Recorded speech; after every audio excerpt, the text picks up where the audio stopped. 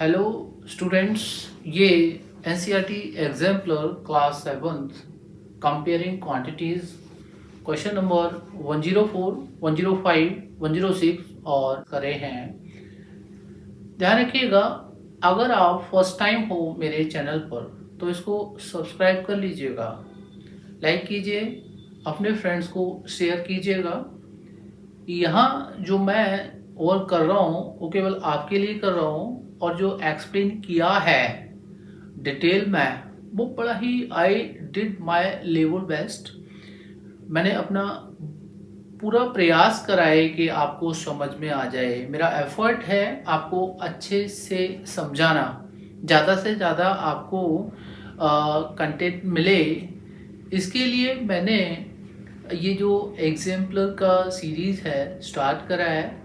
Description में जाकर के मेरे लिंक्स किसी भी क्लास का 10th का हो गया, 9th का हो गया, 7th है, 8th है, ये आपको लेक्चर्स मिलेंगे। और ध्यान रखिएगा, अभी तक सब्सक्राइब नहीं करा है तो सब्सक्राइब जरूर कर लीजिएगा। आपका एक सब्सक्रिप्शन मेरे को इस समय सपोर्ट करेगा, ठीक है ना। और आपका बहुत बहुत धन्यवाद। ऑल द बेस्ट, अच्छे से प्रिपेयर कीजिए। Thank you. हेलो स्टूडेंट्स, यहाँ 104 हम लोग डिस्कस करते हैं। पहले in a furniture shop 24 tables were bought at the rate of rupees 450 per table. The shopkeeper sold 16 of them at the rate of rupees 600 per table and the remaining at the rate of rupees 400 per table. Find her gain or loss percentage. देखिए, यहाँ total number of tables हैं 24, right, जो 450 पर table के rate से by करा गया। हम यहाँ कॉस्ट प्राइस निकालते हैं, तो कॉस्ट प्राइस ऑफ 24 टेबल्स वो कितना हो जाएगा, और रेट क्या है, 450 एक टेबल का है। तो जो एक टेबल की प्राइस है उसको हम 24 से मल्टीप्लाई कर देंगे। ये आपका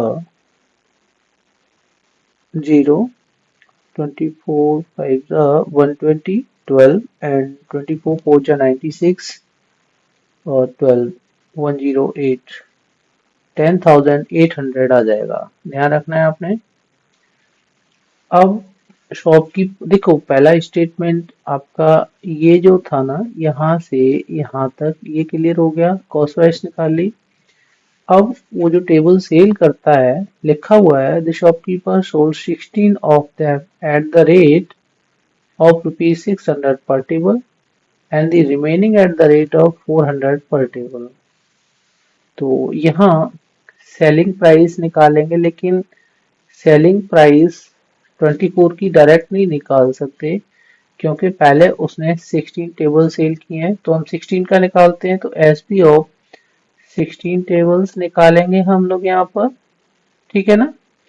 और जो रिमेनिंग टेबल्स हैं उनके पास में निकालेंगे, तो ये एस पी ऑफ 16 टेबल्स जो सेल किए हैं उसने, एक टेबल को 600 रुपीज का सेल किया है, और 16 टेबल्स हैं यहाँ पर, मल्टीप्लाई कर देंगे तो ये आपका 16 6 96 और 20, तो इस तरह से ये 9600 बन गया selling price of 16 table.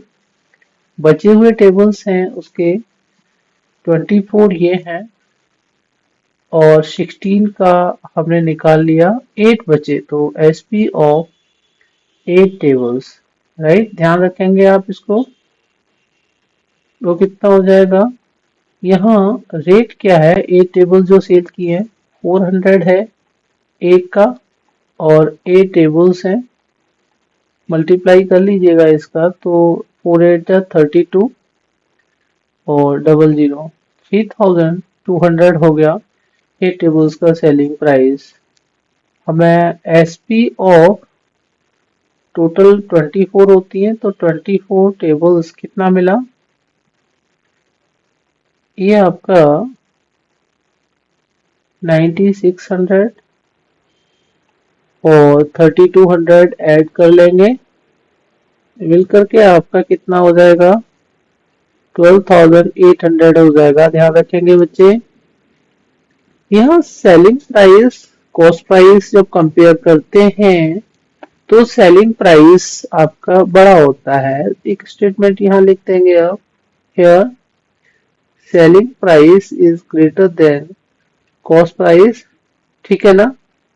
It implies gain है या लॉस है, तो देयर इज गेन, यहाँ आपको फायदा हो जाता है इस ट्रांजेक्शन में। कह रहे कि फाइंड हर गेन और लॉस परसेंट, तो पहले गेन निकालना है हमें, उसके बाद गेन परसेंट निकालेंगे। तो गेन क्या हो जाएगा आपका, सेलिंग प्राइस से कॉस्ट प्राइस को माइनस कर देंगे। सेलिंग प्राइस कितना है, 12,800, कॉस्ट प्राइस है 10,800, ये आपका ₹2000 गेन हो जाएगा। अंडरस्टूड, ये है आपके पास में, और निकालना है हमें गेन परसेंट। गेन परसेंट निकालने के लिए इसका फॉर्मूला देखिए, gain divided by cost price into 100 and that one, तो ये आपका 2000 upon 10,800 into 100 and this one. ध्यान रखना है, जो भी गेन या लॉस होता है वो आपका कॉस्ट प्राइस पर होता है। यहाँ ये 20 कैंसिल कर लीजिएगा, 4 से डिवाइड करें तो 4 2 सा 4 7 जा 28, और ये 4 5 जा एंड 00, तो ये 500 बाई 27 आया। अब आप 27 से 500 को डिवाइड कर लीजिएगा, ठीक है ना। तो 27 बन जा 27, ये 23 बचेगा, 0 22 7 9 जा बड़ा हो जाएगा ये, तो 8 जा करते हैं हम लोग, 8 7 जा 56, कैरी ओवर 5, 8 2 जा 16, 5 21, ये 4 और ये 1, यहाँ एक 0 पुट तब करेंगे जब यहाँ डेसिमल लगा लेंगे, और ये 5 टाइम्स 135, ये यहाँ 5 आ गया डिफरेंस इसका। देखिए अगर हम इसे और आगे करते हैं तो एक टाइम के बाद में कुछ ब्लॉक ऑफ डिजिट है ना रिपीट होते जाएंगे। इसका मतलब अगर हम इसे 18.5 करके ले लेते हैं, ठीक है ना, और अप्रोक्स लिख लेते हैं, अप्रोक्सीमेटली आपका ये आंसर 18.5% हो जाएगा जो गेन है, राइट। ये आपको समझ में आ गया होगा। सारा सामान एक साथ नहीं बेचता कोई शॉपकीपर, किसी सामान पर जरूरी नहीं होता कि एक रेट से सेल हो जाए। यहाँ पर 60 टेबल्स हैं, वो आपकी अच्छे रेट पर सेल हो गई हैं। 600 का एक टेबल गया है, लेकिन बचे हुए 8 टेबल्स हैं तो उसने वो सस्ती बेची है यहाँ पर 400, लेकिन फिर भी ओवरऑल जो डील उसकी है उसमें उसको गेन होता है। गेन निकाला, गेन परसेंट निकाल दिया हमने। ओके, नेक्स्ट 105 करेंगे, यहाँ तक आप इसको नोट डाउन कर लीजिए। Question number 105, Medha deposited 20% of her money in a bank. After spending 20% of the remainder, she has rupees 4800 left with her. How much did she originally have? देखिए मेधा के पास कोई मनी है और वो उसका 20% बैंक में जमा कर देती है। अब 20% बैंक में जमा करा तो मेधा के पास में कुछ मनी रहेगा, है ना, जो भी है 80% ही रहेगा। अब वो जो उसके पास बचा हुआ मनी है, दूसरा स्टेटमेंट देखो तो after spending 20% of the remainder, remainder is what 80%, जो बचा था उसका उसने 20%, 80% का 20% उसने खर्च कर दिया। अब जो बचेगा उसके पास वो 4800 बचेगा, ये है यहाँ पर। तो टोटल मनी जो ओरिजिनली था, जो शुरुआत में था, वो कितना है। तो जो पूछा है आपको कि how much did she originally have, ये जो लास्ट स्टेटमेंट है क्वेश्चन का, कि कितना उसके पास था मनी ओरिजिनली, तो उसे हम लेट कर लेते हैं, ठीक है ना। लेट द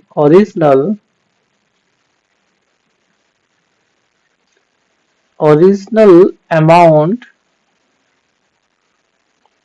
बी, अब हम इसको ₹X करके लेट कर लेंगे, right. 20% of our money in our bank, तो ये फर्स्ट स्टेटमेंट के अकॉर्डिंग क्या करेंगे हम लोग, मनी डिपॉजिटेड इन बैंक, वो है आपका 20% ऑफ जो ओरिजिनल मनी था उसके पास, ₹X।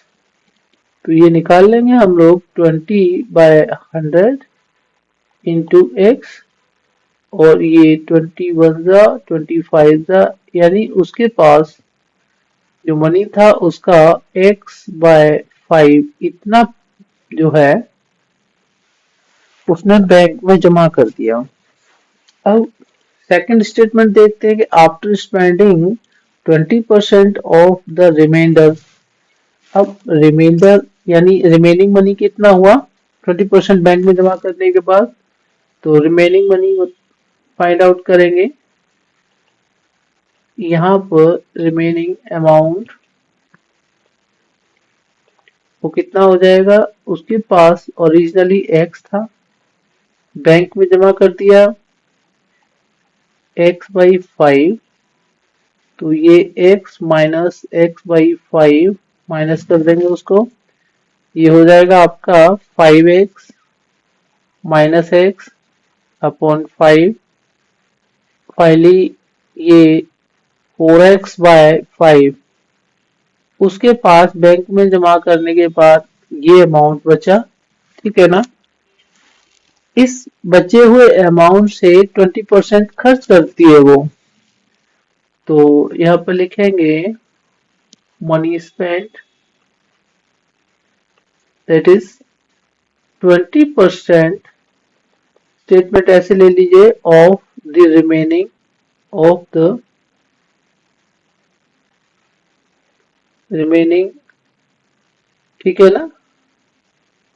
अब इसको 20% ऑफ रिमेनिंग मनी कितना है, ऊपर दे रखा है आपका ये 4x/5, कैलकुलेट कर लीजिएगा, तो 20% upon 100 of and 4x/5, right. ये 1/5 हो गया यहाँ पर, ऊपर आपका 4x और नीचे 5×5 = 25, ये उसने खर्च कर दिया। खर्च करने के बाद देखिए रिमेनिंग मनी से इतना खर्च किया उसने 4x/25 ये वाला, तो कह रहे कि उसके पास 4800 बचता है। अकॉर्डिंग देखिए अभी जो आफ्टर स्पेंडिंग, आफ्टर स्पेंडिंग कितना बचेगा, the money left with her, वो कितना हो जाएगा, तो ये 4x/5 था, उसमें से उसने 4x/25 खर्च कर दिया। ये खर्च किया हुआ मनी इसमें से माइनस करना पड़ेगा, तो यहाँ पर एलसीएम 25 हो जाएगा, और 5×5 ये 5×4 = 20x माइनस 4x, ये आपको आना चाहिए कैलकुलेट करना, ये आपका 16x/25, उसके पास इतना मनी बचेगा खर्च करने के बाद। ठीक है ना। ये आपको मैंने क्लोज कर दिए हैं स्क्वेयर्स में। ध्यान रखना है कौन सा ओरिजिनली हमारे पास कितना मनी था, 20% बैंक में जमा करा, उसके बाद कितना बचा, फिर जो बचा हुआ है उसका 20% खर्च कर दिया, उसके बाद कितना बचा, और जो फाइनली बचेगा वो आपका यहाँ अमाउंट 4800 दे रखा है फिगर में, और हमारा एल्जेब्रिक एक्सप्रेशन के फॉर्म में 16x/25 आ गया है लेफ्ट अमाउंट। राइट। तो हमें यहाँ कैलकुलेट करना है अकॉर्डिंग टू क्वेश्चन। हमें x की वैल्यू ही तो निकालनी है ना, तो अकॉर्डिंग टू क्वेश्चन हमारा जो लेफ्ट अमाउंट है दैट इज 16x/25, और क्वेश्चन में दे रखा है 4800। राइट। तो ये दोनों इक्वल हो जाएंगे। x की वैल्यू कैलकुलेट करेंगे हम, तो x इज इक्वल टू ये 4800, राइट साइड 25 ऊपर पहुंच जाएगा और 16 नीचे आ जाएगा। 16 वन जा 16 थ्री जा ये 300, और 300 इंटू 25 करेंगे तो ये आपका 75 and 00, तो रुपीज 7500 उसके पास ओरिजिनली थे। आ रहा है समझ में। और आई थिंक ये आपको बड़ा ही इजी लगने लग गया होगा, और प्रैक्टिस करना पड़ेगा आपको। ठीक है ना। चलो मैं इसको रब कर रहा हूँ, कॉपी पेन से लेकर के आप इसको नोट डाउन कर लीजिएगा। राइट। आपने अगर मेरा चैनल अभी तक सब्सक्राइब नहीं किया है तो इसको सब्सक्राइब कर लीजिएगा। बड़ा ही अच्छा कंटेंट ला रहा हूँ मैं आपके लिए। नेक्स्ट है आपका question number 106। The cost of a flour bar got increased by 12%. If the current cost is 896, what was its original cost? देखिए, ओरिजिनल कॉस्ट पास्ट में उसकी कोई ओरिजिनल कॉस्ट थी। हा? क्या हुआ कि उसकी कॉस्ट को बढ़ा दिया 12%। 12% जब उसकी कॉस्ट को बढ़ाया तो उसके बाद उसकी जो कॉस्ट होगी वो अब होगी ना, तो उसको दे रखा है कि करंट कॉस्ट इज 896 रुपीज। हमें ओरिजिनल कॉस्ट फाइंड करनी है। हम यहाँ उसको लेट कर लेते हैं, लेट इट वाज ओरिजिनली, अब कितने का था, फॉर रुपीज एक्स। एक्स हमने मान लिया, पास्ट में ये एक्स रुपीज का मिलता था। राइट। अब 12% इंक्रीजमेंट हो गया उसकी कॉस्ट प्राइस में, तो हम उसको क्या बोलेंगे कि इंक्रीज्ड प्राइस। बढ़ करके जितना बनेगा, अब बढ़ करके जितना बनेगा उसको हम इंक्रीज प्राइस बोला है, लेकिन इंक्रीज प्राइस क्या हो जाएगा, एक तो उसका एक्स ओरिजिनल कॉस्ट था, 12% बढ़ गया तो 12% ऑफ एक्स ही तो बढ़ेगा ना, उसमें ये वाला पार्ट ही तो बढ़ेगा। तो जो ओरिजिनल कॉस्ट है उसमें हम 12% उसी का ऐड कर देते हैं, ये ध्यान रखना है। ये आपका x प्लस 12/100, और x ऊपर आ जाएगा इंटू के साथ में। इसे सिंप्लीफाई कर लेते हैं, 4 3 था, और ये 4 से 125 टाइम्स, तो x प्लस 3x/25 हो जाएगा, और ये 25x प्लस 3x अपॉन 25 आपका 28x/25 हो जाएगा। ये देखिए जो मैंने स्क्वायर में क्लोज कर रहा हूँ इसको, ये आपका इंक्रीज्ड प्राइस है जो करेंटली है। इंक्रीज प्राइस यानी current price, current price. Okay, अब अगर देखिए करंट प्राइस कितना निकला आपका 28x बाई 25, और क्वेश्चन में कितना दे रखा है, क्वेश्चन में दे रखा है रुपीज 896। तो ये जो हमारा एल्जेब्रिक एक्सप्रेशन है और फिगर है 896, वो दोनों इक्वल हो जाएंगे, राइट। हमें फाइंड आउट क्या करना था, ओरिजिनल प्राइस। ओरिजिनल प्राइस क्या है यहाँ पर, x है, तो x की वैल्यू कैसे निकालेंगे, इन दोनों को इक्वलाइज कर लेंगे। तो अकॉर्डिंग टू क्वेश्चन हम यहाँ ये लिखते हैं, according to question 28x by 25 equal to 896, x becomes 896, 25 ऊपर और 28 नीचे, क्रॉस मल्टीप्लीकेशन से, राइट।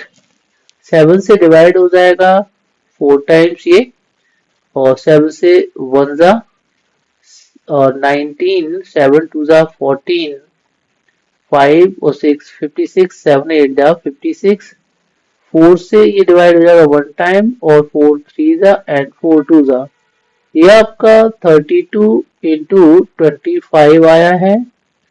आप इसे मल्टीप्लाई कर लीजिएगा तो 25 टू जा 50, कैरी ओवर 5, 25 3 जा 75 एंड 5, ये आपका 80, राइट।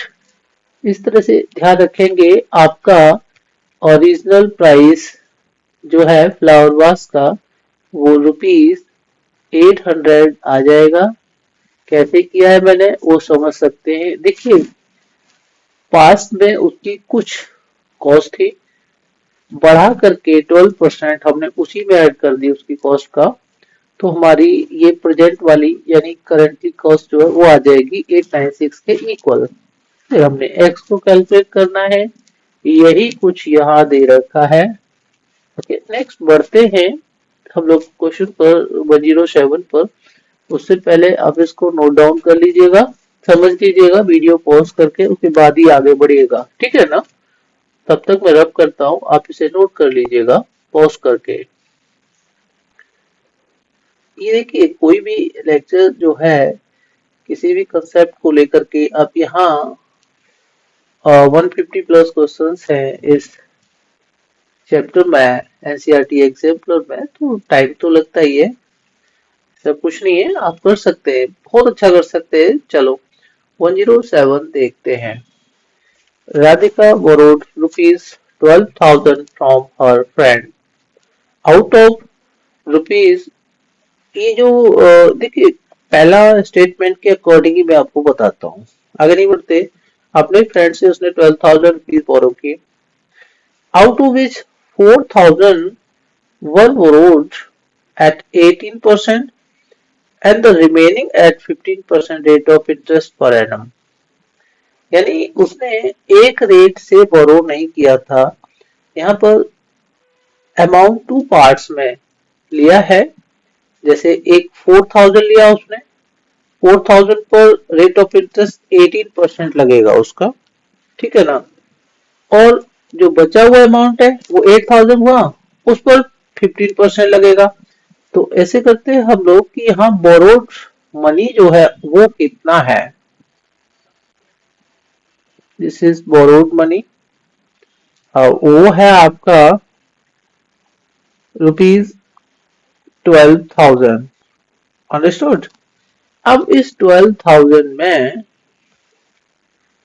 4,000 जो है वो है, इसका रेट ऑफ इंटरेस्ट है वो कितना है, दैट इज 18% पर एनम। और बचा हुआ अमाउंट 8,000 है, उस पर रेट ऑफ इंटरेस्ट कितना हो जाएगा 15% पर एनम, ये आपका इस तरह से उसने बोरो किया है। टोटल टाइम कितना है जिसके लिए उसने बोरो किया है, दैट इज 3 years। अंडरस्टूड। 3 साल के बाद में उसको इंटरेस्ट देना है। टोटल इंटरेस्ट कितना हो जाएगा, तो इंटरेस्ट इस केस में निकालना है, इस केस में निकालना है और दोनों को ऐड कर देना है। 4000 पर कितना इंटरेस्ट लगा, 8000 पर कितना इंटरेस्ट लगा, हमें ये यहाँ कैलकुलेट करना है और दोनों को ऐड करके बता देना है। चलो, तो यहाँ पर हम केस 1 जो है इसको केस 1 ले लेते हैं, इसको केस 2 ले लेते हैं। तो केस 1 की बात करते हैं।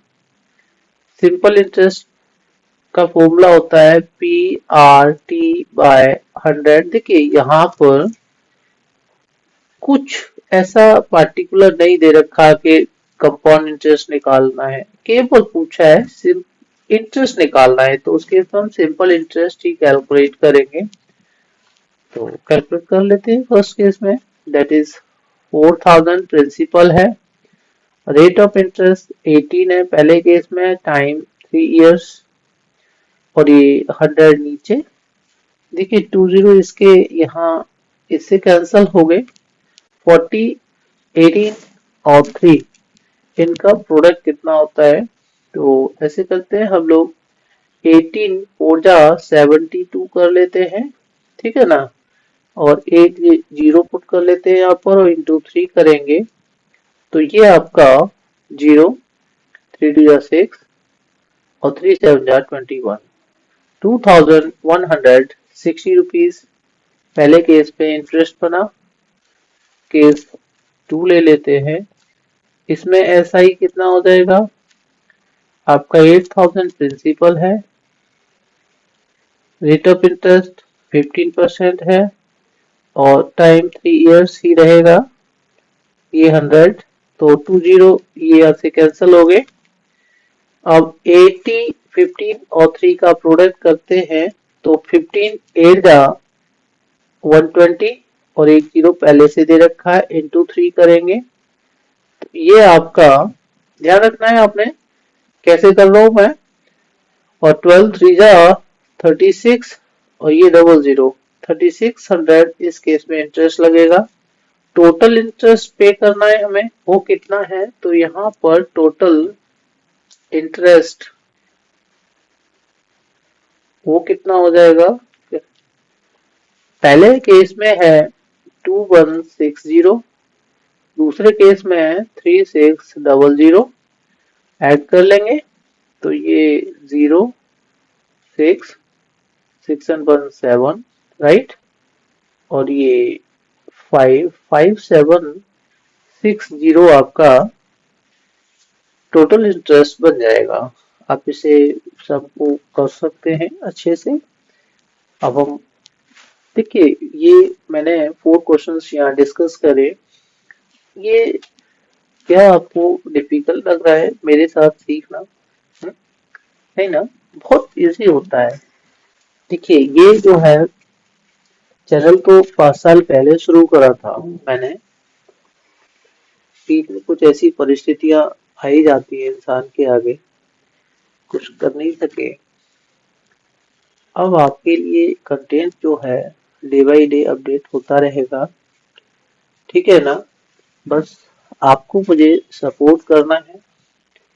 मेरा फेसबुक पर भी दे रखा है मैथ्स एक्सपर्टीज से, फेसबुक पेज है, फेसबुक पर एक ग्रुप है मैथ्स एक्सपर्टीज का, जिसका लिंक मैंने नीचे दिया है मेरे डिस्क्रिप्शन में, उसमें चले जाइएगा। और यहाँ मैं आपको इतना क्लैरिटी के साथ एक्सप्लेन करता हूँ, बहुत अच्छा लगेगा। प्लीज मेरे चैनल को सब्सक्राइब कर लीजिएगा, फर्स्ट टाइम है, दोस्तों को जरूर शेयर कीजिएगा, अपने क्लासमेट्स को, जो भी अपने नोन है जो 7th स्टैंडर्ड के हैं, कीजिएगा, ठीक है ना, रेफर कीजिएगा इसको। And thank you very much.